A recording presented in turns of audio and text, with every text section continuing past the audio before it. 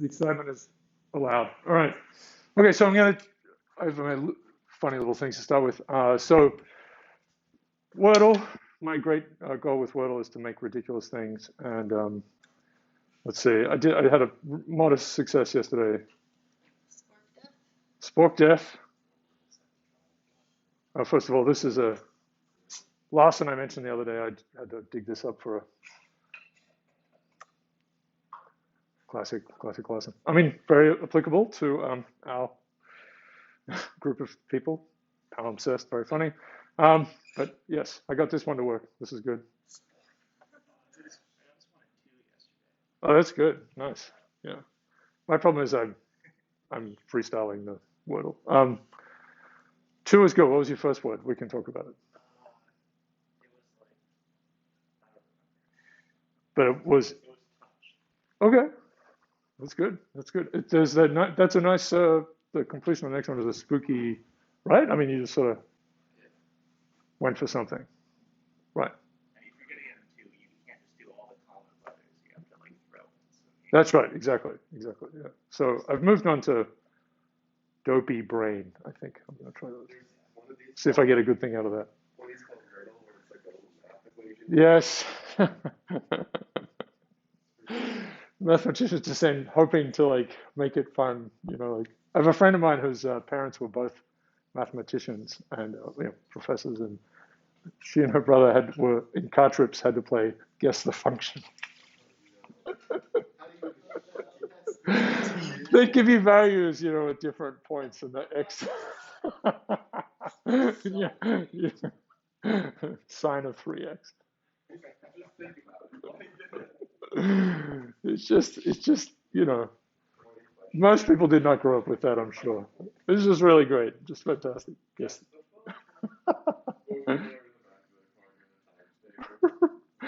Right. I spy with my little eye. A function who 2 pi is 1 over root 2. So that's good. This was a good one. This is a fun little things. This is for the more comic crossword nerding. I think this was in New York Times, which I've criticized a little bit, but this was not bad, right? So it was a so-called Schrodinger clue where both of these things were correct. So it could be Star Wars or Star Trek. I mean, this is a nerd festival. Also, warfare situation because there's some anger there. But so, wrap and wrist and so on, or waist and trap. And there's some nice things, right? So it's a wrap or a trap, which is, the trap goes with Star Wars, but actually fits the Star Trek one. So this is nice. When the big lobster guy from a long, long time ago said, it's a trap. It's a trap. Anyway, so that's called a Schrodinger's clue. There are versions of these like Lord of the Flies, Lord of the Rings. It's a fair construction. This could go bad. I'm looking at open Twitter. There was one from years ago in the 1996 U.S. election where the answer could have been Bob Dole or Clinton. They were both equally whatever. So New York Times both sizing it really nicely in the crossword. Okay. Go away. All right, I'm going to stick with this trope thing. We'll probably run out. Who knows if I'll run out of time. But this is a pretty classic one. It's where do I have it? I guess I have it in here. Yeah. So it's maybe I didn't write it down. No, there it is. Sorry. Yeah. The conspiracy, right? So this is just a fantastic space, and it doesn't help.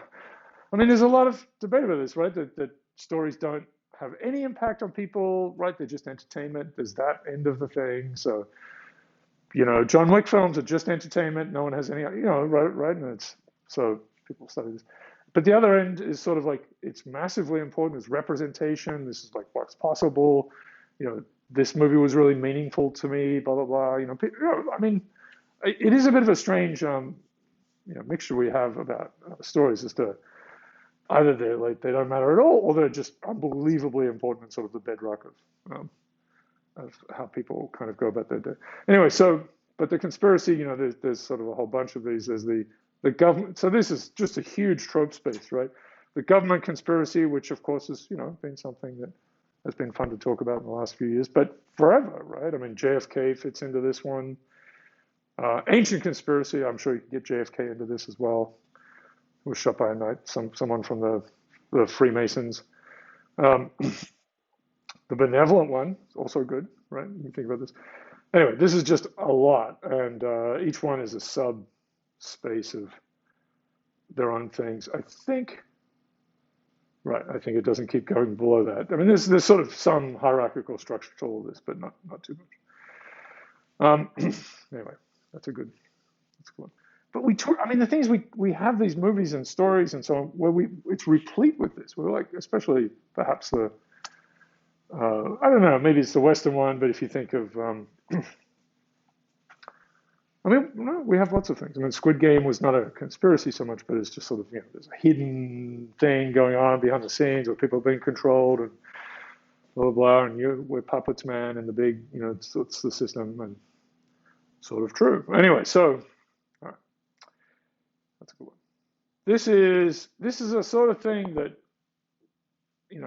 this is a study of something that's not great, and but it's an attempt to try. It's something that's sort of a story lab kind of thing.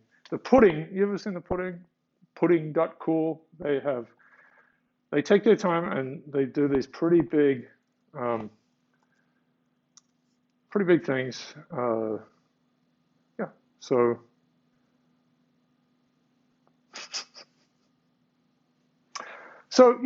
I think you asked when you were on a rectangle the other day, like, can visualizations, really help people understand things? And so this is a good example of someone where trying to do it. So lots of stories. This is the most recent one. We tried to run the New Yorker cut. Oh, that's interesting. That thing has always suggested to me that no one has any sense of humor. But anyway, it's kind of an indictment.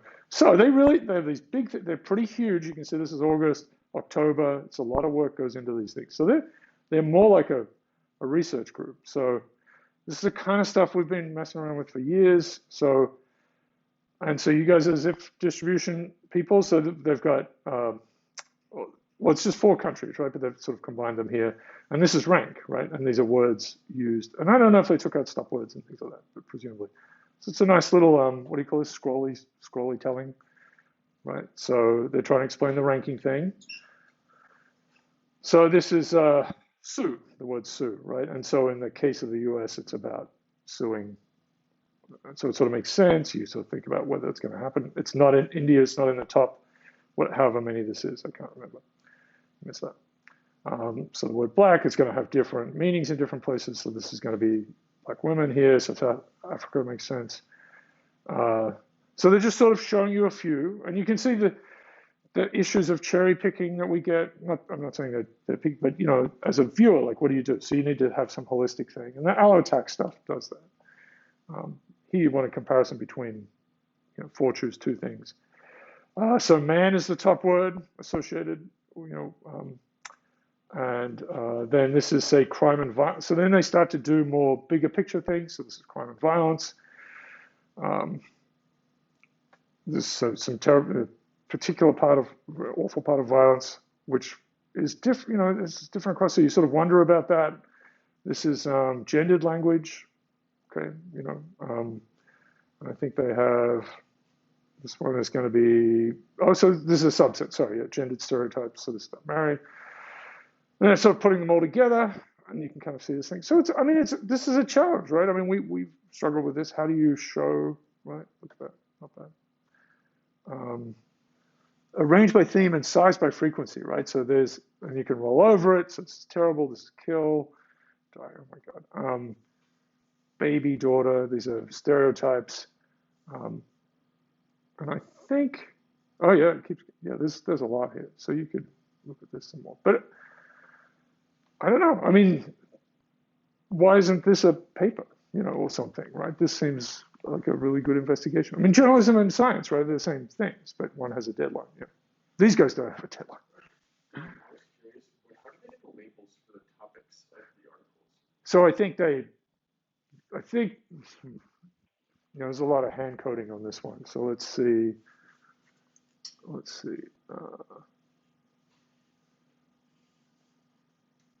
So they use keywords, so that's going to be self-selected.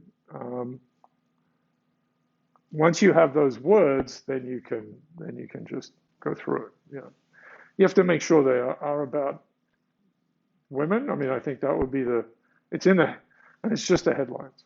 Yeah, which is powerful, of course, right? Because they're really. It might be difficult to like ascertain that just because a certain keyword is in a topic or a headline that means that. Yeah.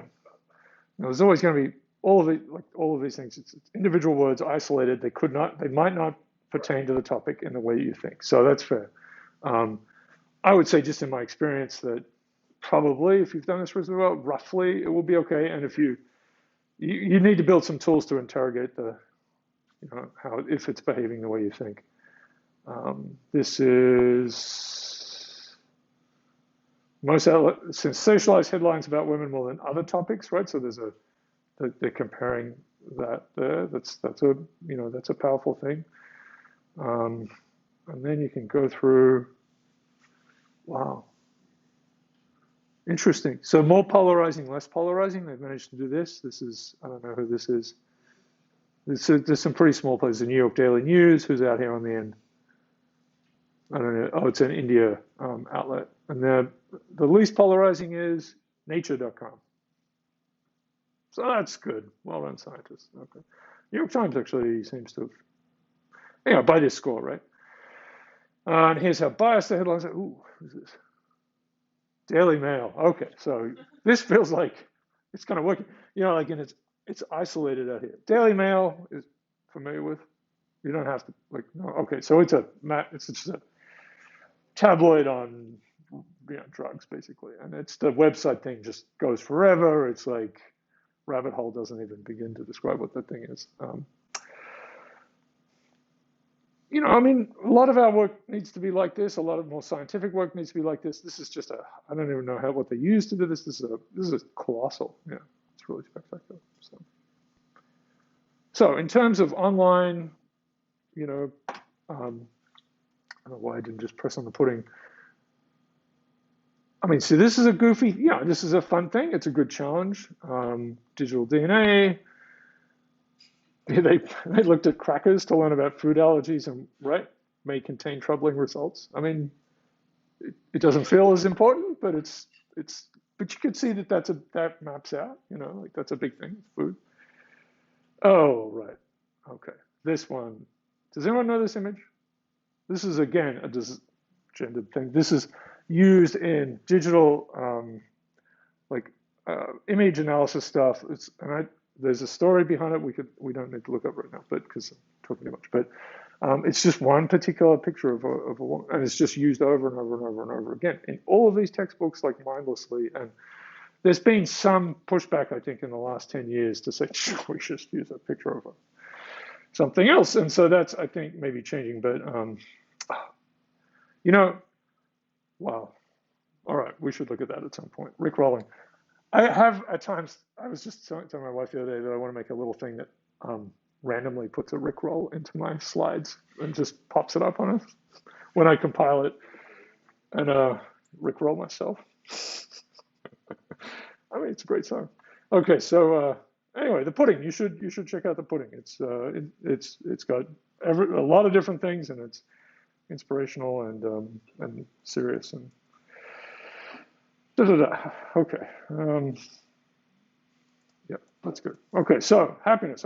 There's still, unbelievably, there's still a lot more to talk about here, and I want to get to this deeper thing of this lens stuff. So I know I was here before.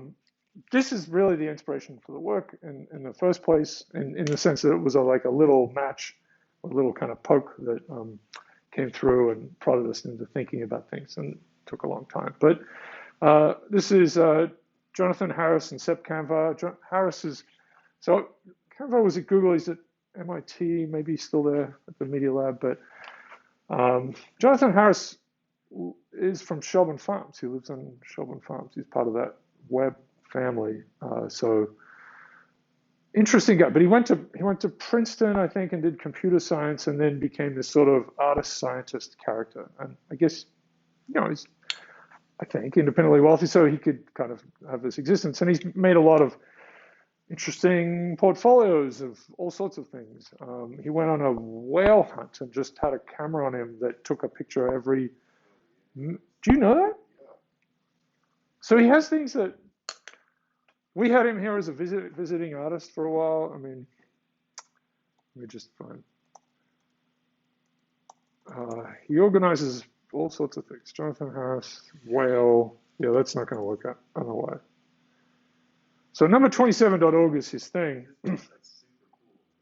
Yeah, right. So this goes on for, I don't know if it's still running, but he did this thing where he took, these are his photos, but he also tried to kind of compile it in this sort of thing. And he had a photo and being taken and just the color, I think, because it goes white, turns red.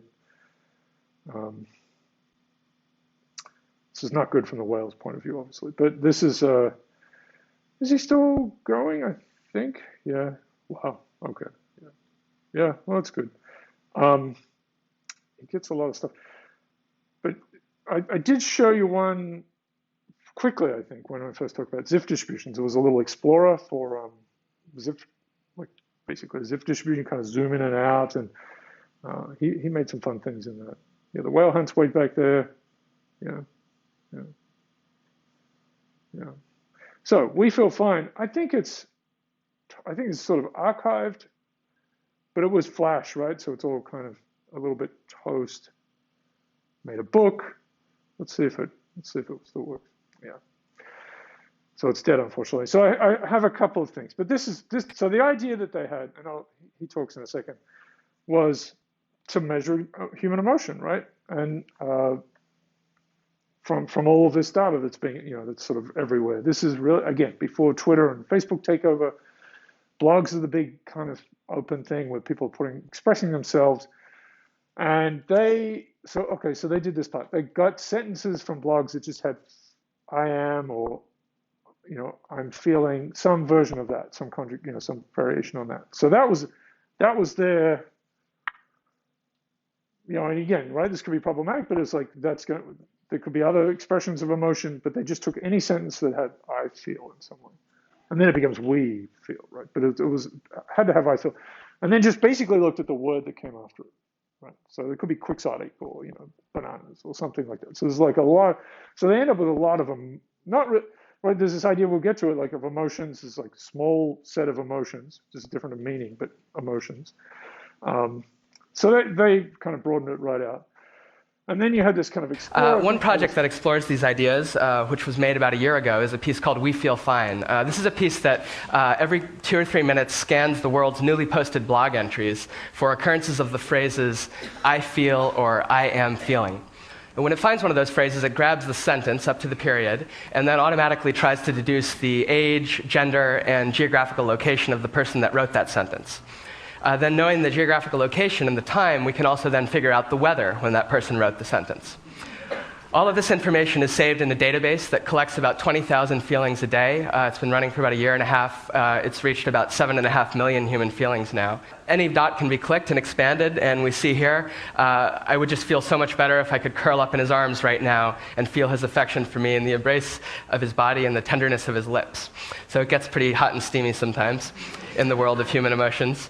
And all of these are stated by people. I know that objectively it really doesn't mean much, but after spending so many years as a small fish in a big pond, it's nice to feel bigger again.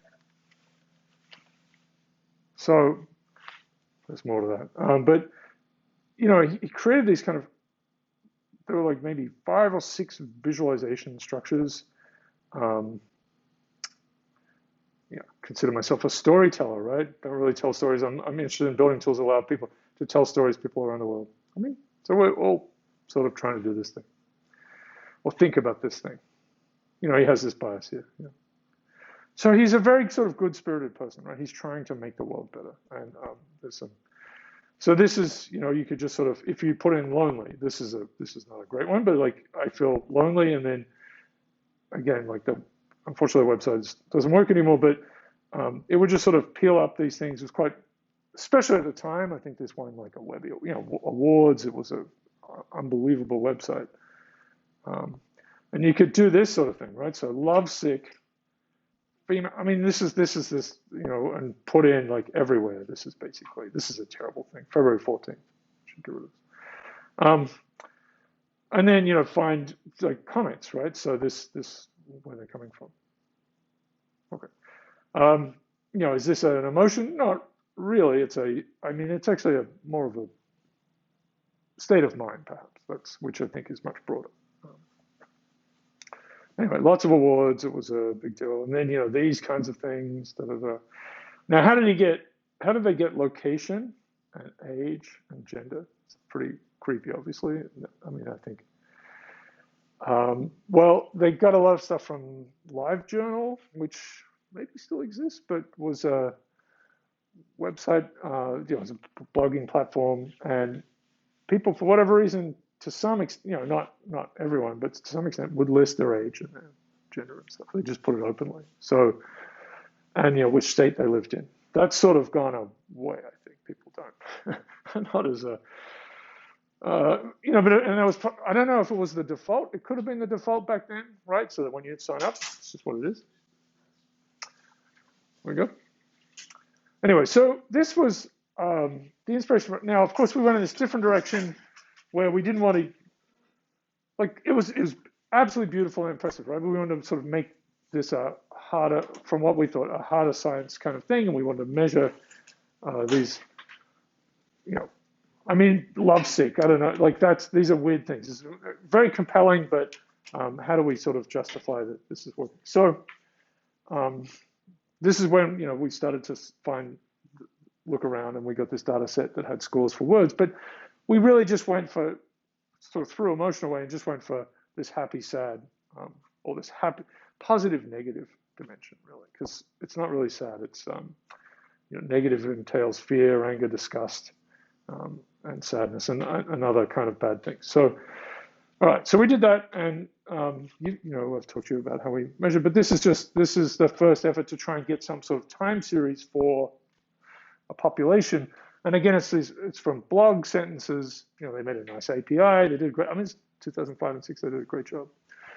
This was the first effort. This is a MATLAB figure. And this is the average score using these ANU words, which are not a good lens. It's 1,000 words, like pancakes in church, for which we have this score on a 1 to 9 scale. And then taking all the, this is a month, am I doing the month scale, and just combining them all. And so it's sort of, this sort of started to tell some stories. This is the day of, like, that is Valentine's Day, that is Christmas Day. So it's not the month, right? But it's just sort of seeing them pop out. These were, this is just a first effort. And this is what we did see some drops, and that we were kind of maybe looking for. That's anything to do with 9/11. We did see this spike back then. This is election day. This is so Obama's elected. Depending on the, Twitter is sort of maybe left. It's a bit of everything. It seems to be a good place for the right, actually, but left, maybe more left in terms of users. Christmas Day and these sorts of things. That would be a New Year's Day thing. So, oh no, that's inauguration. Yes, sorry. Yep. So what's the height of the emojis mean? Yeah, so these are for that specific day. That's the score of it. So these are month averages. So this is sorry.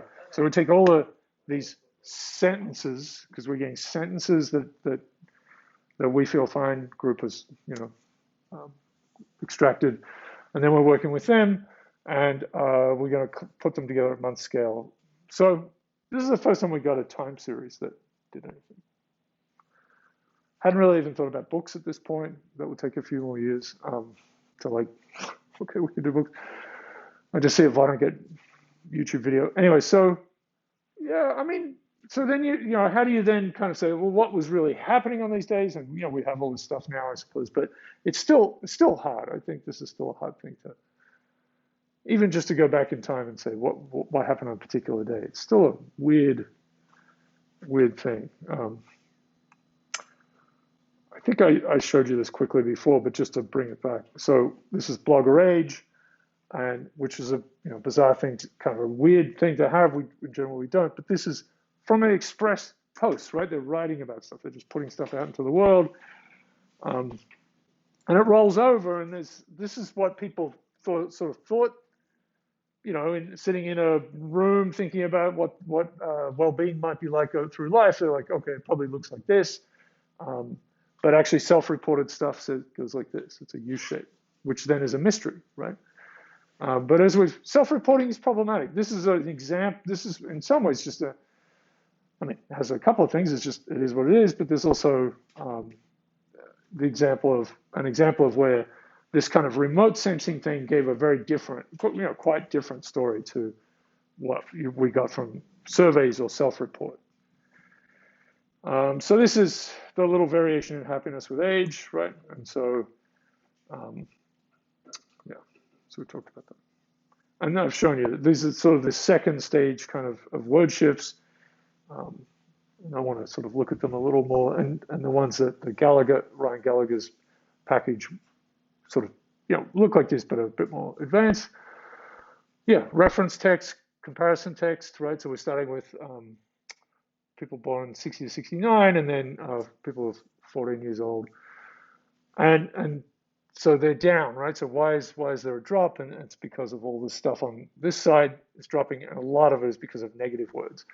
These are the same colors. In the next iteration of this madness, this would kind of fade a little bit, because these are the big dominant ones, right? The most easy to understand, like positive words being used more and negative words being used less.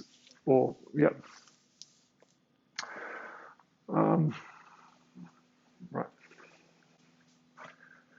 And it sort of tells a story, right? So this is started to kind of make sense, right? So there's lonely. These are pretty negative things. As I said ages ago, sick is complicated, can mean totally awesome, and probably does for teenagers or 14-year-olds. Weird data set, like we wouldn't want to. It's also just what people said they were, so we're just sort of taking it like that. A little bit of a demonstration. This is a latitude one. This is where people are, and kind of a curious one. So this is a rollover for latitude. So this is the mid-latitudes, roughly where we are. It gets kind of cold up here, right? And a little bleak in the winter. So this is sort of the story, right? And there's more of these words: sick, guilty, cold, depressed, headache, love and life. Demographics are changing a lot, right? There are many more people live here. So, it's a complicated thing. There's more bed and sleep, which is not so bad. And it seems near the equator, maybe there's social factors. And again, this is, there's the wealth of the nations that are in these places. It's complicated. So, sort of a socioeconomic thing, probably, right?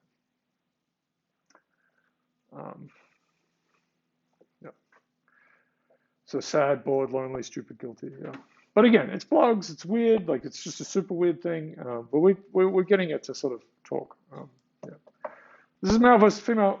Again, from blogs, you can see that there's sort of a similar balance in terms of the volume, and overall they're basically the same, right? So this, we wouldn't want to distinguish those two. However, you can still do a word shift, right? You can still do a word shift because the distribution of words is bubbled all over the place, but the average is the same. So word shifts are still, useful. So these are, and this is male, female, and just sort of using the terms that came from the data at the time. But so this is, love, baby, love, happy. So these are positive words. They're being used: life and family, friend. They're up. There's less death and cold and dead. But on the male side, there's less of these words, right? So these are that sort of help push their score up. So there's less of hurt and hate and sad and stupid, guilty, these sorts of things. And if you look at sort of the one, so we're using female as the comparison, male as the base there. The one word that kind of goes in the positive direction of all of these is good for males, right? So it's just like, it's good. We can put it all in a box. It's good. There's a little more of a spectrum of positive words over here, but it's just like it all sort of gets funneled into this one. Just need two words as a male: dude and good, and then you can probably speak to fraternity people for a long time. communicate a lot. It's complicated. All right, it's supposed to be funny. So let's see. So, but this was I don't know. Again, sort of an interesting thing to get from this data set. It doesn't always, self-report things give you different stories, but a nice example of something where it is the scores are the same, but actually the details are quite rich. Looked at State of the Union speeches. Do I have the next one? Yeah, State of the Union speeches. So again, this is back in the day, and we're trying to think of what are texts that we have, because we have music lyrics. So I showed you that, and that's maybe 50, 60 years. So that's again a sort of a funny lens, and well, it's a lens, and into culture. And then we wanted something that went further back, and this predates Google Books, which honestly is not working out. We'll talk about that later on.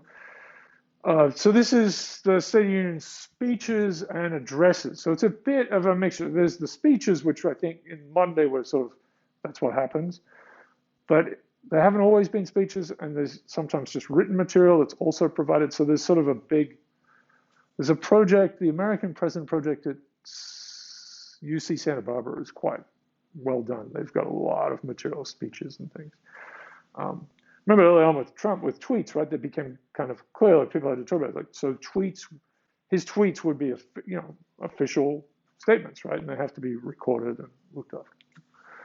There's a habit of ripping papers up. So that's, I don't know if you've seen this. He would sort of, like a tick almost, he would rip things up. And so there's a bunch of stuff that's been scotch taped back together and is now the official records. I mean, who knows what? People's done it. I'm sure they lit things on fire. But this is just going back sort of for 1 century, and it's just taking everything they said. So if you look at FDR, and maybe the next one, yeah, it's not broken out, so I can tell you. But FDR is sort of middling, but really how this works is it's right. So there's the Great Depression, there's the New Deal. If you look, because he has many speeches, it's pretty positive, and then it just goes to pieces because of the Second World War, because everything's about war and things that aren't good. The most positive set, and so some of the average over different ones is JFK, right? So I mean, it's interesting, right? These are the strongest ones, and the State of the Union speech that LBJ gave after just the single one after JFK's assassination was the lowest single score of all of them. If you look at it at individual levels, so I don't know. I mean, this we could revisit this. It was an attempt to sort of get at a bigger time period for at least one part of the world, and there's this lift through here, and then it kind of dropping down. It'd be interesting to see where Obama is now, and Trump. But yeah, and so the longer one, I think George Washington's were pretty positive. But yeah, the longer period, it gets harder to perhaps make sense of some of this, maybe for me. Millard Fillmore. Yeah, this leading up to, you guys know all this, right? So, but yeah, these are not well-regarded presidents, right? This is a very bad stretch of American history. There is, I mean, we could do more with this. There's the rankings, U.S. presidents. This is I think this is done.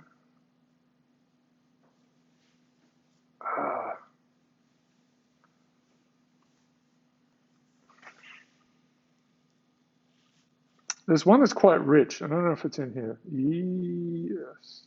No. No, it's not this. Is it this? Oh yeah. Here it is. This is a right. Don't measure things by one number, right? So this is So the rankings are here, right? So the rankings are there, and then it's got them by quartile, right? So that you can see the quartile. So these are pretty bad. This is a bad stretch, and then we get Abraham Lincoln back in here. So rankings, and it does include, it only goes to Obama. This is based on, so Siena College is the thing they've done for a long time. I know this is updated somewhere. Where is it? I don't know why this is. I've seen this with Trump, so I'm not sure why. Good God. I'm not sure why they're all here. So this is Sienna, right? Yeah. So this is okay. See, this is 2018. Okay, they're just keeping them all in. All right. Okay. I mean, they got to change with the rank because you got to put them in, right? So there's a lot of shuffling. George Washington, a bit of a champ, getting a lot of ones. And if you look at the things, right? So it's all this stuff: background, imagination, integrity, intelligence, luck, willing to take risks. Luck. What about luck, right? I mean, it's good. I mean, I don't know. I mean, this is one of these things where we're going to be anchored if we look through this list, but you might also think, you'd have to really sit down and think, like, what else is missing, right? It also makes sense that the person who gets ranked number one for most of these categories is also the person who probably has the least information. Since America doesn't have actual folk legends, we have. Oh, you do, right? We have. Sure. You know what I'm saying? Oh yeah. What is it, the cherry tree stuff? Or some Yeah, exactly. I'm saying 1 through 10, it's just no, that doesn't count. It's very weird. Well, it's more it's stories and myths now. Yeah, not so much TikTok back then, right? Yeah. I mean, what's really wild is we don't have any. You have portraits, right? So you kind of know what someone thought they looked like, and with a little bit of photoshopping, shall we say? No recordings, right? I don't know who the first president would be, but it's kind of weird, right? So you don't maybe have descriptions of voices, but that's a weird. Which is why it's really telling that Andrew Jackson ranks so bad despite being only the 7th president. Oh, you mean that people really, yeah, sure, okay, yeah. I mean, there's a lot written, and of course, this is a time when information is really slow to get around. I think that press corps traveling with the president, the whole idea of that was to keep them honest a little bit, because you could go anywhere and say anything, because no one, like, how do you spread that information around? Like, of course, now we literally have video saying what people said, and you can show, like, here's what they said now, and here's what they're saying now, and then like a whole sequence of it. It doesn't even matter. Amazing. It's just amazing. So,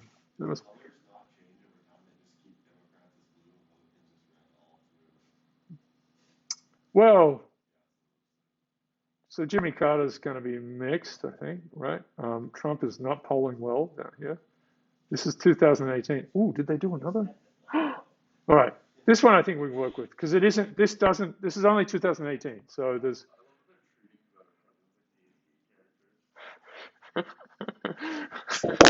I mean, this could be a really fun.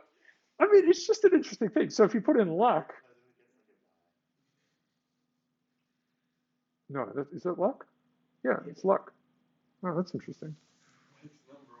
I guess if you're the first president, you did get really lucky. Yeah. That's true.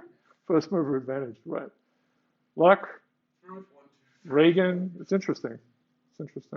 Not a lot of luck for.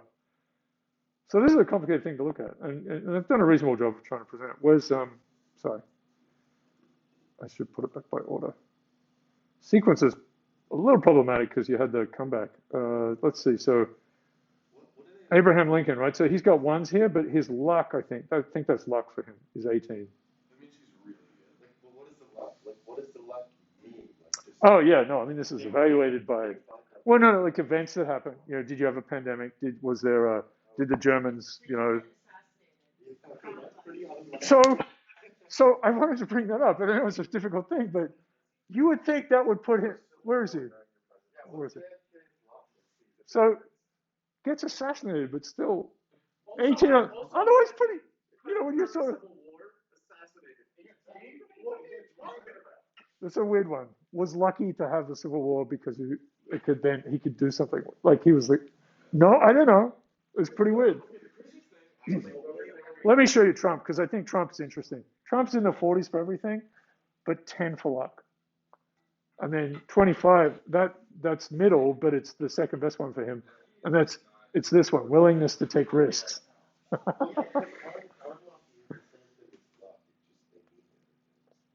Yeah, Yeah, it's like the, you know, I mean, there are world events that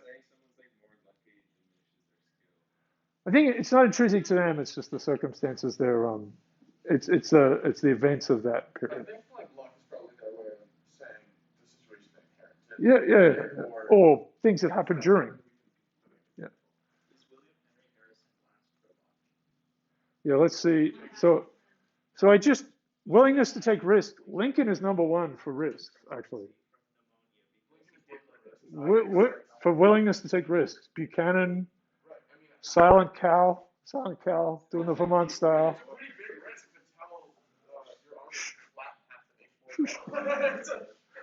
No, that's so that tracks.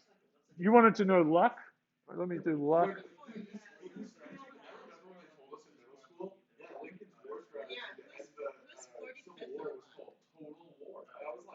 Harrison and so Hoover is bad on. So Hoover is bad on luck, right? I mean, that's this ranking, which is to say, you know, there's a Great Depression.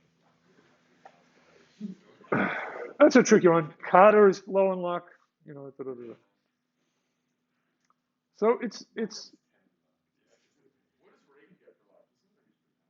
he was pretty high actually, yeah, because it was 3 actually, yeah, yeah. Risk's pretty high. This is I don't have them all in my head. Did pretty well in these spaces. So what's that? Ace. Like, are the abbreviations there? Oh yeah. Oh no, it's a different. That's for a different. They're there, but I can't remember what it is. So this is you know, like his best thing is AC, for example. Like that's ability to compromise. Yeah. Okay. Ability to compromise. Best AC. Do it. This doesn't work.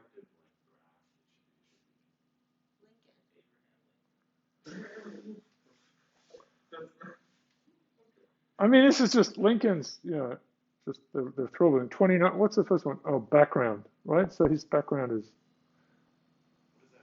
I think that's like he didn't have the strongest background. He didn't. Yeah.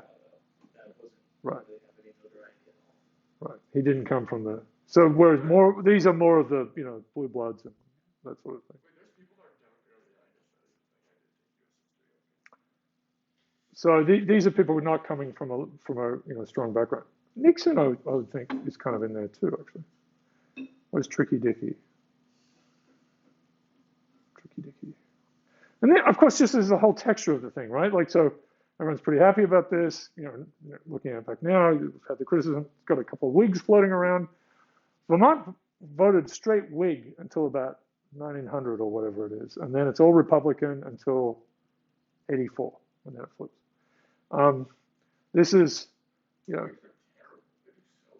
the Wigsters. It's not a great name. The Wiggins. So this is a bad stretch. Lincoln, you know, just a stripe of blue, and then we're back to Andrew Johnson. So assassination turns it back into bad times, and pretty mixed through here. And Roosevelt is here. So this is sort of this, you know, I mean, as viewed, right? As viewed as a sort of character. Wilson, a bit more complicated. Not so good here, struggling, right? Hoover, and then FDR's back up through the roof. But yeah, it's been a bit, you know, there's a blue period here, right? And then it's not so great. But it is this sort of leading up to the Civil War. This is just a fiasco. You know, this isn't great. Anyway, I think it's a super interesting thing. I don't know. God, there's so many of these. Okay, yeah. Wow. The luck one was cool. Yeah, that was good. It was a good thing to have in there. Right, that's a detour. But this was an attempt to, you know, get some sense of history and this kind of remote sensing thing. Google Books came along, super excited about it. We will talk about it. It doesn't do what we thought it would. But if you apply something like this to Google Books, and in fact, I did this over 10 years ago and then just didn't publish it, which is one of these problematic things. It's just a flat line. No, the wars don't pop up, nothing. However, you can do this, did I say this? You can do this clever thing of taking out the mean, dividing by the standard deviation. You know, we did that a fair amount. And then Then of course it's up and down, right? Because now you've regraphed the thing basically, and it's you can see ups and downs and make some stories out of it. But the bigger picture is it's basically a flat line.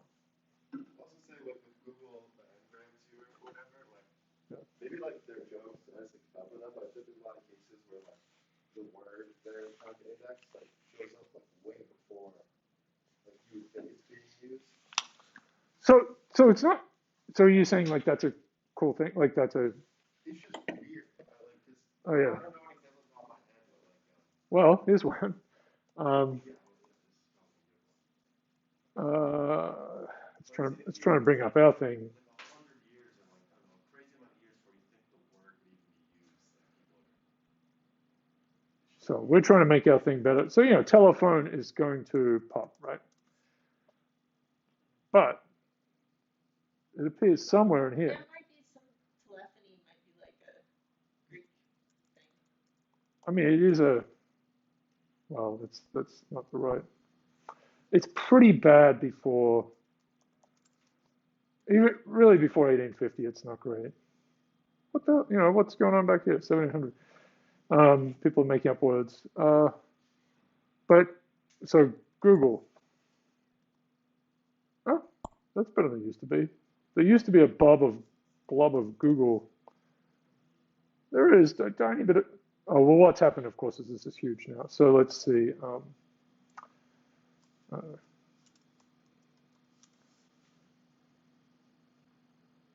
It's floating around. It's a adjacent kind of word. Like there's goggle. You could misspell. You could easily misspell something.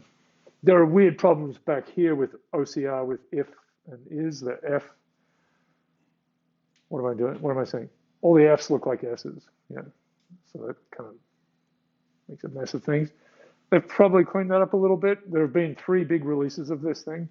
Yeah, you can see Telegraph had its time. We'll look at Story Wrangler more later. It's a bit slow, unfortunately, at the moment. But yeah, any other ones you want to?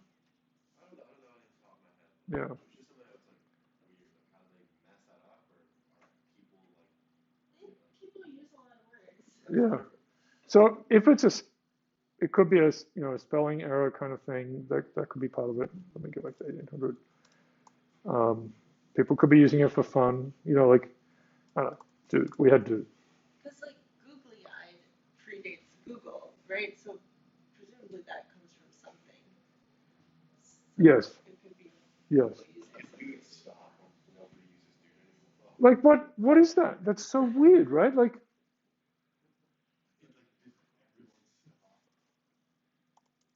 it's really hard to search for commas because that's how they break it. Okay, I don't know what's going on. Because that's like there's something in here. Oh, this is such a bad data. That's English Fiction 2012. Oh, that's weird. Let's do 2009. That's better. Okay. Okay.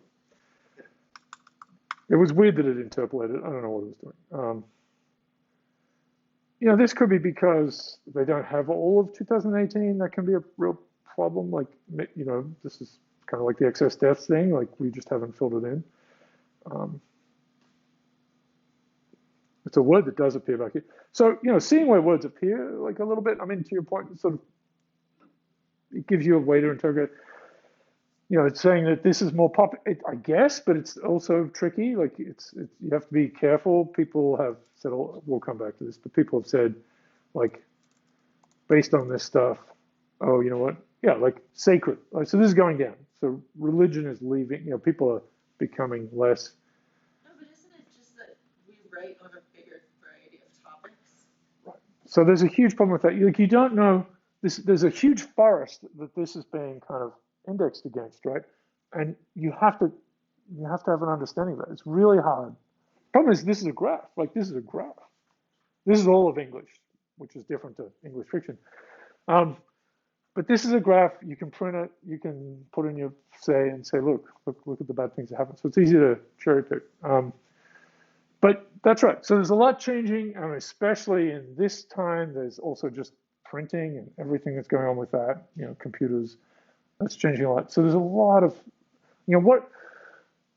if you say, counting up how many squirrels there are in a forest, and your forest is pretty similar, but then starts to change because it gets these, you're starting to include these new kinds of trees that have been introduced. There's still a lot of squirrels, and they're still totally in the normal abundance in that same space. It's just now you've kind of got this other space.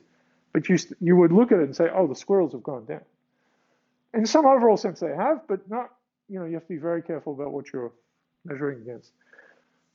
So this is a giant problem. We're trying to contend with it with that story wrangler thing, which I'll leave for a while. But, this is hard because it's a graph. There's a graph, and it's got details, and people worked hard, and lots of books got munched up. So papers keep coming out saying, what the most recent one was the decline of the use of rational words in English. And everyone's like, oh, yes, the young people, they're all idiots, It all makes sense, right? But, and there's some effort to show that's been happening in newspapers as well. So that becomes the reason for like, oh, this is true. But newspapers have changed dramatically as well. So, just the rise of, if people are just talking about, if it just like new sections of stuff being talking about computing and yes, there's just more in the world. There's just more stuff in the world to cover and to comprehend is the biggest space. So, but anyway, this is at the time what we could get hold of that gave us, in this case, a couple 100 years of weird lengths, right? But and even with Google Books, as I say, I don't think the stuff before 1850 is much good. Anything before it is very weird. We do have this beautiful work that I haven't. Oh, I do have this graph. This is great. Okay, good. We do have this work that I kind of got blocked by the Oxford English Dictionary for terrible reasons because they think we didn't do the right thing. But which is the evolution? It's just the evolution of the English language for 1,000 years. It's pretty great. So. But again, it's a thing of like the space that opens up. And one of the big spaces that opens up in the last 100 years is leisure or leisure. Like it opens up into like, there are just things, like words in the OED, like rollerblading. Like there's just all of these terms that kind of appear, that are about like, having fun. So this is, sorry, I didn't realize I had, but this is the broken out ones. And so you can see FDR has this, this is the New Deal, like all this positive stuff, and then, oh my God, we're at war. This is bad. Reagan had some pretty high scores here. That's JFK's, I think one of the highest points. Yeah, right. I think it is. Yes, as I said, it's the highest point. But Washington started off with a bang, got a good rating. 200 years later by idiots with numbers. So you're trying to like prove that a new text data source is like has good kind of explainability in terms of how people are thinking. Would it be a good idea then to like look at plots like this, or plots of like other valence over time, say like the denominator, and then see if they match, sort of like be like, see, this thing is. Yeah, if you can show it from really different places and you really have understood the overall text, the overall shape of the thing. So another example right now is Twitter, of course, and Twitter has changed. It's to Julia's point, like in the last 7 or 8 years because of K-pop. I mean, it seems ridiculous, but K-pop, and I just discovered this, I found out what BTS was by looking at word shift things. I'm like, why is this BTS word here all the time? So then you Google for it, and then you start, you plot it, and you're like, oh, okay, it's and it's not just BTS, but it's that they're talked about enormously, and it's it's a whole, literally a BTS army. They are using this space to like amplify, right? There may be bots and all sorts of things, but there's really a giant effort to do it. So that has changed that kind of overall shape. I mean, the forest is sort of now half of it is like a BTS forest, which is fun, and everyone is like, we'll save the world. But the other forest is kind of the same still. So what you can do is say like, okay, I'm just going to still look at this. I want to look at something like you know, Reddit might be a good place. Like you could say there's still a lot of changing, a lot of people turn over or whatever, but here is a space in which people talk about cricket bats or whatever, right? It's like, okay, I can kind of look at that. So that's sort of the jeopardy of this kind of overall corpora, these massive ones. Yeah, you want to understand the box that's on the outside. So we had a lot of, and we'll talk about it in this, we did well just by taking every tweet that had Trump in it. Still a pretty weird big box, but you could kind of, you know, make a lot of sense of it. No, really, like dealing with the K-pop thing was like just contending with it, understanding it, acknowledging it. And, you know, because one approach would be like, oh, let's just sort of get rid of all the K-pop or something, which is not right. It is what it is, right? You just have to identify that. Yeah. So this was, you know, something, and it would be a number of years before Google Ngrams came out. We got very excited about that, but ultimately it kind of fell apart. What am I doing for? Watch. Okay. So I know. Look, we're having a good time. I mean, okay, we're talking. So okay. So this was this. So we do the ANU thing, and as I showed you, the one thing we could do to kind of test its like, you know, how strong this thing, how well this thing was working, was to say, we've got 1,034 words we're using for this lens. You know, let's take a subset and see if we get the same kind of shape. And we did that. You know, so of course, I think we did 750, right? So we could take 750, and we did that randomly a whole bunch of times, and you can see it still gave you the same shape. So that gave us some sense that it wasn't, you know, super brittle. There was a sense of reliability to this. Of course, what we want is many more words, right? We want to go the other way. We want to increase the lens. And so this was a big study for us. We used Mechanical Turk, which you were. Okay, so Mechanical Turk has come and gone in various ways, and sort of it's still quite a powerful thing, but it's Amazon. Amazon, I think it was for, so AI is still pretty weird, right? I mean, you know, text completion, auto completion just tells you it is insane and maddening, like, right. I mean, of course it is powerful, but back in that time it was pretty abysmal still, and there were tasks that clearly were easy to people, and I don't know if it was image stuff. Anyway, it's sort of, Amazon had some internal things where they're like, oh, well, if we had 1 million people or 1,000 people, 100,000 people doing all these little tasks, we could add it up. There's no way we can do it computationally. And I think of this as socio-technical computation, right? And in fact, we're in the socio-technocene more than anything else. Anyway, so they came up with this idea of, you know, just making a kind of online space where you could, here's your task, and you could put up these jobs, just like you're sending off to a supercomputer, except it's people. Like, you know, count the frogs in the photos. We still get, you know, it's still happening to us, right? With like, identify the house numbers and the trains, and the house numbers thing. It's like, obviously, I mean, I know it's for maps, but it's also pretty dodgy. Like you really feel like you're part of some thing that's capturing all the, yeah. What is it? What do we get? We get sidewalks. We get crossings, buses, trains, bicycles. Of course, training the cars so they hit the bicycles, because you score more points for them. Anyway, so in Musk's video game of the world, sorry. So the idea was, you know, to kind of make a supercomputing thing where you set off all these jobs, you get back all these things, and they're called hits and all this. You know, it had this feel to it.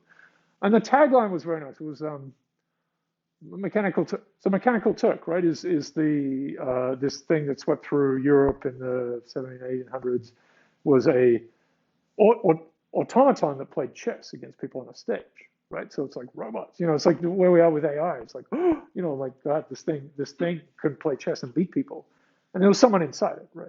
There's someone inside. I don't think they had that. I think it was for some reason, and this is not great, you know, like it was it had it was dressed as if it was a Turkish character in some way, I think. And it kind of sat in the thing, right? So, right, it would sort of sit there. There's a big machine, you come and play chess with it. There's gears under here, which is sort of, made it look like it was like moving.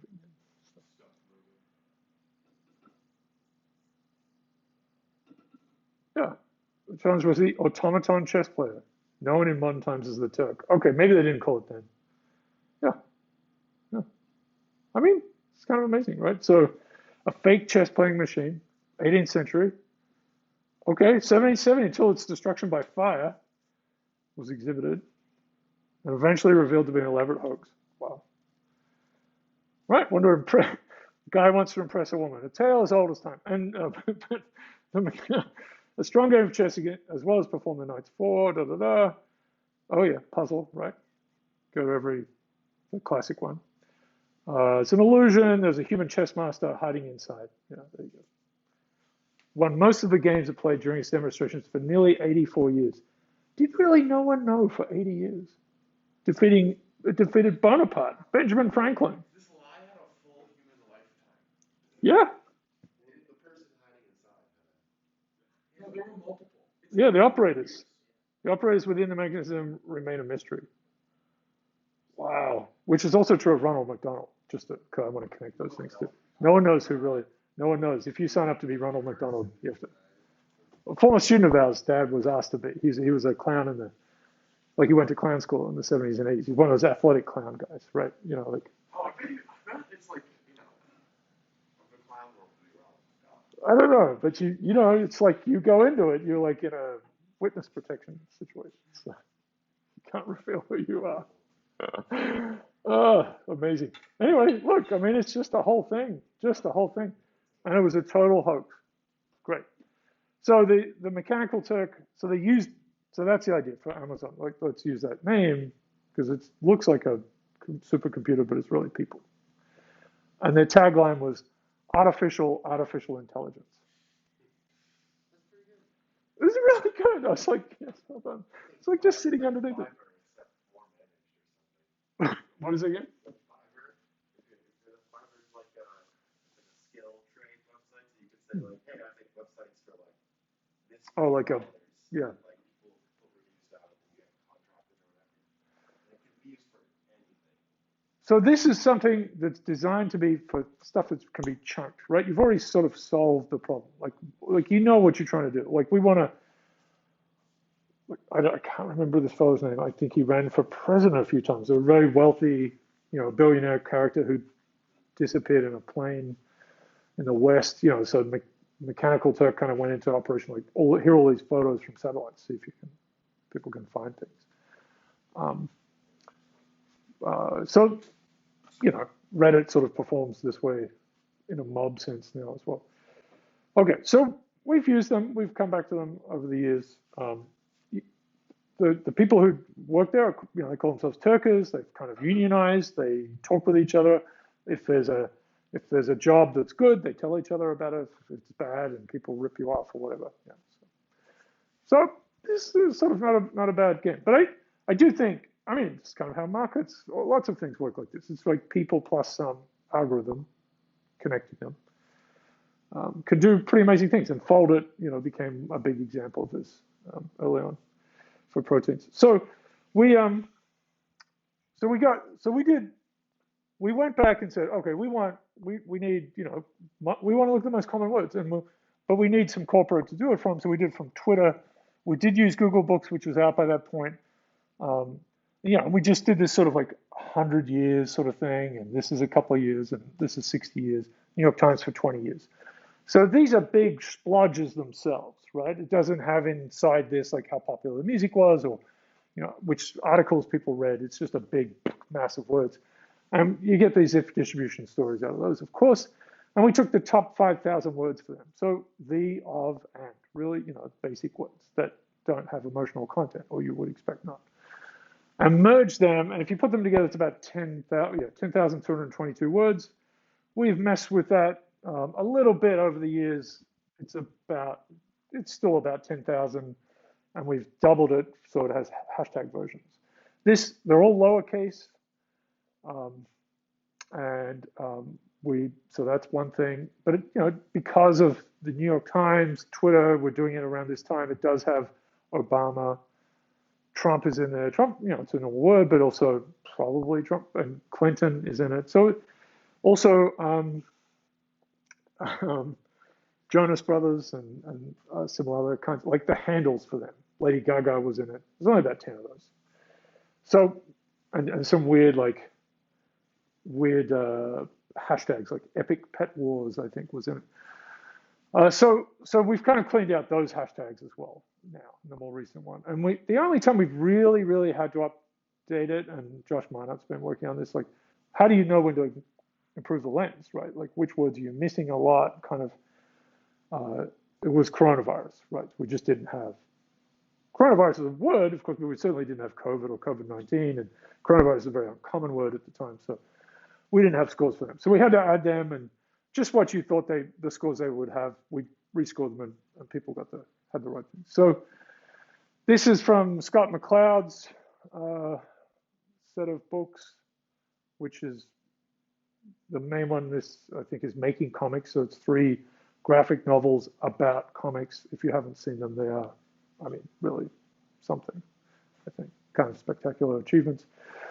And he has a section about emotion, which I'll come back to later. And it's this kind of, well, there's some, of course, debate about this, but there are emotions that, can get expressed through facial expressions, right? Okay, so this is sort of laying that on top to give people an idea of this happy, sad thing. I don't think we actually really ask them exactly in this way, but so neutral, of course, is here, and then 1 would be very sad. 9. So again, we use that Likert scale. We wanted to connect back to what people have done in the past, but it really is just a basic 5-point scale this way and a 5-point scale this way. You can ask them separately, and that's interesting. Like, you can have a word rated on a happiness scale and a sadness scale, and you can have non-zero scores for both of them. Like compassion, for example, it's a bit of both. Anyway, so this was the first time, as far as I understand, I think this is a huge problem for people in general working with corpora, is they don't take frequency of usage into account at all. And this is something we're going to struggle with in the next stuff about essential meaning. Like, yeah, you can list a bunch of words, but you then have to see how well they fit onto the language you're looking at. All right, so this has got some, this is a nice thing that we published in PLOS ONE. We got an award for, what is it? The social networks data set. There you go, 10 years in. That was good. So, and I think this is, as usual. So this is so 10,222 words, 50 evaluations per word, so it's quite a lot. Again, on this 1 to 9, and of course, we have the individual scores, but we're going to have this average score, and then I'll show you the standard deviation, right? And then this is just telling you where they've come from in terms of books. So Google Books doesn't have laughter in its top 5,000. New York Times doesn't have laughter in its top 5,000. Obviously, it has it probably top 10. Yes. Do you think your lookup table that this is essentially would be different if you were to say more popular words you wanted to have more people's opinions on, so you had some scales or the really popular word you say, and then you want more people to rate this word? Yeah. No. Okay. So we're building a lens, right? And we're building this instrument. That part.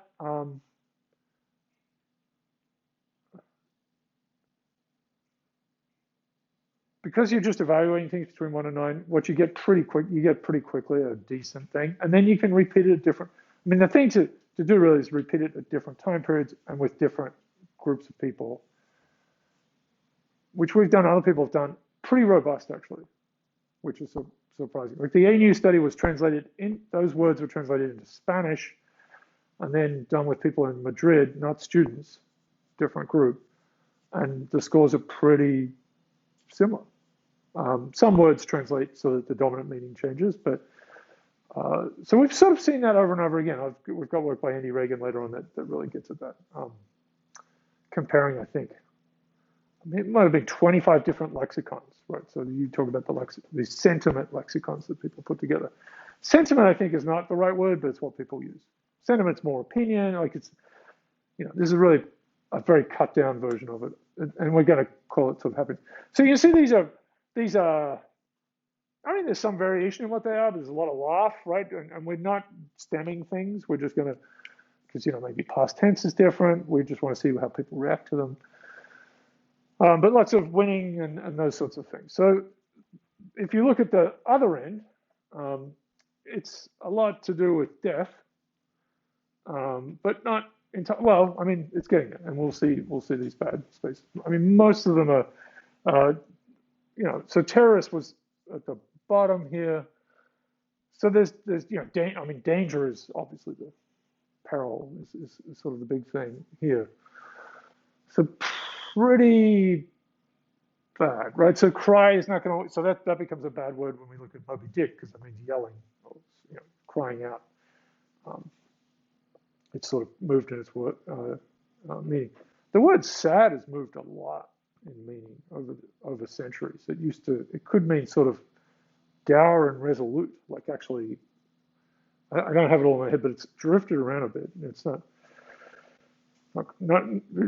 different to where we are now. Okay, so you can see these are all pretty low, and because they're close to 1, right? People are agreeing this is a bad word. The standard deviation is low, right? And that's true of the other end as well. So the standard deviation is going to be low at the top, simply because these are things people really are agreeing on, and we know they're agreeing on because it's at the end of the thing. So when you get into the middle, that's this one. So these are ordered now by the most highest standard deviation, right? So this column. So these are words that people don't agree on, right? Or they're all over the place, or they have polarized opinions about. And it's an interesting space, because it's curse words. There are vices, lots of stuff to do with sex, alcohol, which is another vice. We've got porn, zombies. Some people like zombies. Not everyone likes zombies. It's on the negative side, but yeah. Certainly movie makers like zombies. This one, the Beatles, right? So it's 6.44, but it's got, maybe some people really hate the Beatles, but I also think it's because people can't spell. So they're thinking of insects. Yeah. Earlier you were talking about, I don't know. Figuring out how to, or not figuring out, basically like dealing with a flat line by dividing by the standard deviation. Yeah. What context do you mean, like to calculating average valence? So you've got any time series, doesn't matter what it is, right? Number of frogs in the pond over years. Any time series, any curve, right? That's going on. You can find the mean of it, take that out, and then so now it's like mean of 0, and then figure out its variance, standard deviation, divide by standard. Right. So this is the normal z-scores, right? So when we're transferring something, when we think about normal distributions and that sort of stuff, which isn't necessarily appropriate at all, but mu, what is it? X minus mu divided by sigma, distributed normal, that kind of business. And of course, any curve, you can take this carpet. What is it? Too much to call it carpet? Whatever this stuff is, we could take we have a tiny little measuring thing and get its height as we go across the room. Plot it. It's going to be, with respect to the Earth's center, pretty flat. But if we divide by that height and then we can get something that looks, we're like, look at this mountain. So you mean the standard deviation of the entire? Yeah, which is a weird, yeah. Right, now this is so it's word level. This is very important because we go from word level, madly go out to this other thing where we average lots of scores for words. Yeah. So, no, it's time series based, and it just, it's a way of getting it to make something that, you get excited about. Yeah, so words have much bigger ranges than averages of words. So the averages, so most things are between 5 and 7, roughly, because, as we will see, there is a positivity bias. That's not clear in any of this stuff I'm showing you right now, but we'll kind of really explore that. Yeah, so you see a lot of, so something like the F-bombs up here, they're a bit negative, but they're also like 4.64, right, for the top one here. Like it's basically neutral if you just take the average, but of course it has this big variation. So what we'll do, and I'll have to talk about it next time, but what we're going to use, how we're going to sort of work with this is, we can't really use these words to score anything, right? Because people don't agree on them. It's also not useful for us to use words like the. People really agree that that's a neutral word. It's super common, but we don't really need it. So what will work out and helps on both those sort of like very common neutral words and then words that people don't agree on is we could say, okay, let's just sort of take out words with average scores around 5. That's going to be the idea. And we'll sort of show you how that works, but we're going to, and it's in your assignment, but we're going to take that out and it will wipe out many of these, right? So we kind of uncover that you have to take out between at least 4.5 and 5.5.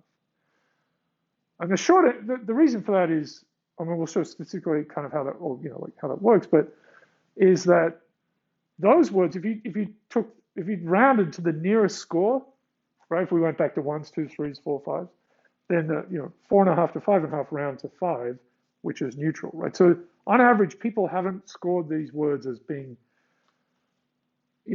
away from not at all. So like a little bit, somewhat, however we want to talk about Likert scales, like extremely. So they sort of snap back into the middle. So that's sort of fair, and it gets rid of all of these and odds and ends, and that's good because the